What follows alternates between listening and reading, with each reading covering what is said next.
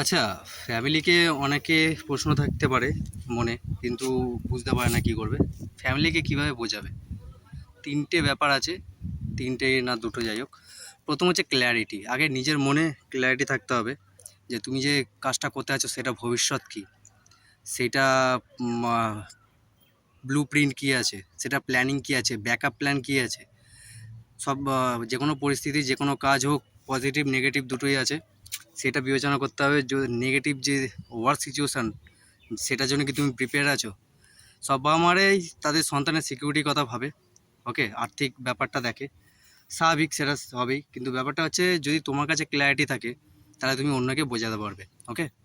Number ২ হচ্ছে situation. তুমি যে তোমার কথাটা বলবে, একটা ঝামেলা চলছে, একটা ঝগড়া চলছে বাবা মার মধ্যে বা বন্ধুবান্ধব, যে কোনো, বাবা মার কথা বলছি, বাবা মাদের ঝামেলা, সে সময় তো তুমি তোমার বক্তব্য রাখতে পারবে না। রাখতে হবে কখন? ঠান্ডা মাথা যখন থাকবে, যখন তারা খুশ মেজাজে থাকবে, ছুটির দিন হোক বা ডিনার টেবিলে হোক, বা যে কোনো মুহূর্তে, যেটা ভালো সময়, যেটাতে তারা অ্যাংসিয়াস নেই, তারা স্ট্রেসফুল নেই, তাদের মধ্যে ঝগড়া হচ্ছে না, যে সময়টা তোমরা আর কি খুশ মেজাজে থাকে, আনন্দ থাকে, সেই সময়টা চেষ্টা করবে একটা সিচুয়েশান ক্রিয়েট করার চেষ্টা করবে। একটা পরিস্থিতি যদি না থাকে, পরিস্থিতি তৈরি করো, ওকে।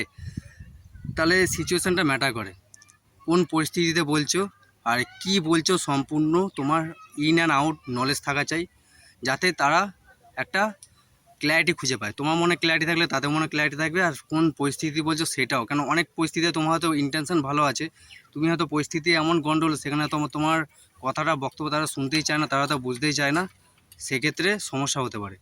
তো এই দুটো জিনিস করে দেখো, ক্ল্যারিটি আর সিচুয়েশন, এই দুটোকে মেনটেন করো। আই হোপ তোমার ফ্যামিলি বা তোমার প্যারেন্টস সেটা বুঝতে পারবে, ওকে।